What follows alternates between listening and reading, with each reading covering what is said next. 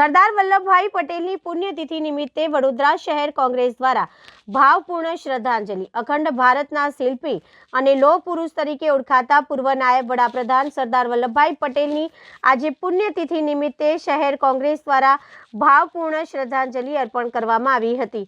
શહેરના dairy range circle ખાતે સ્થિત સરદાર વલ્લભભાઈ પટેલની પ્રતિમા પાસે શહેર કોંગ્રેસના આગેવાનો અને કાર્યકરો એકત્રિત થયા હતા અને આ દરમિયાન સરદાર વલ્લભભાઈ પટેલની પ્રતિમાને પુષ્પાંજલિ અર્પણ કરી તેમના અવિસ્મરણીય યોગદાનને શ્રદ્ધાપૂર્વક યાદ કરવામાં આવી હતી.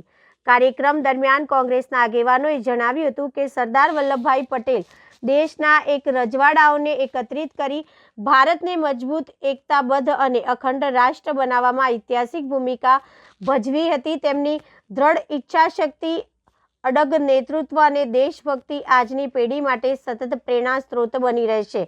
આ સાથે કોંગ્રેસના આગેવાનો દ્વારા વડોદરાના મહાનગરપાલિકા સામે પણ પ્રશ્નો ઉઠાવવામાં આવ્યા હતા. સરદાર વલ્લભભાઈ પટેલની પ્રતિમાની યોગ્ય જાળવણી, સ્વચ્છતા અને સંરક્ષણ બાબતે પાલિકાની બેદરકારી હોવાનો આક્ષેપ કરી તંત્ર પર પ્રહાર કરવામાં આવ્યા હતા.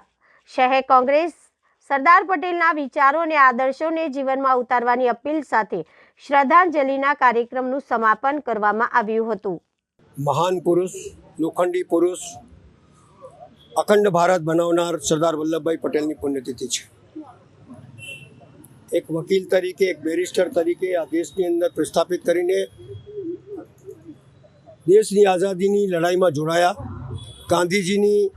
ગાંધીજીના નેતૃત્વ હેઠળ એમને આંદોલન કર્યા, ચાહે મીઠાનું આંદોલન હોય, ચાહે કરનું આંદોલન હોય, બધા ઘણા આંદોલન કર્યા. પણ એમની જ્યારે દેશ આઝાદ થયું ત્યારે એમને હોમ મિનિસ્ટ્રી સોંપવામાં આવી. હોમ મિનિસ્ટ્રી જ્યારે સોંપી ત્યારે આ દેશની અંદર કોમી રમખાણો ફાટી નીકળેલા. પાકિસ્તાનમાં જે ગાડીઓ જાય એ પણ ખૂનથી લથપથ જાય અને ત્યાંથી આવે એવી ખૂનપતથી લથપથ હજારો માણસો મરતા હતા. એવા સમયે 554 કે 560 રજવાડાને ભેગા કરવા, આ દેશમાં શાંતિ સ્થાપિત કરવી, કોમી રમખાણને શાંત પાડવું અને મક્કમ ઇરાદાથી આ દેશને આગળ વધારવું એમનો નિર્ણય હતો. 50માં એમની મૃત્યુ થઈ, પણ એના પહેલાં દેશની અંદર જે કરવા જેવું હતું એ એમને કર્યું. દેશને અખંડ ભારત બનાવ્યું, એકતાને અખંડતાની દોરમાં બાંધ્યું અને દેશમાં એક સાધારણ જીવન જીવવાનું, હોમ મિનિસ્ટર હોવા છતાં પણ ધોતી જબ્બો પહેરીને સાદાઈથી જીવન જીવનારા આવા વ્યક્તિ આ દેશમાં મળે નહીં.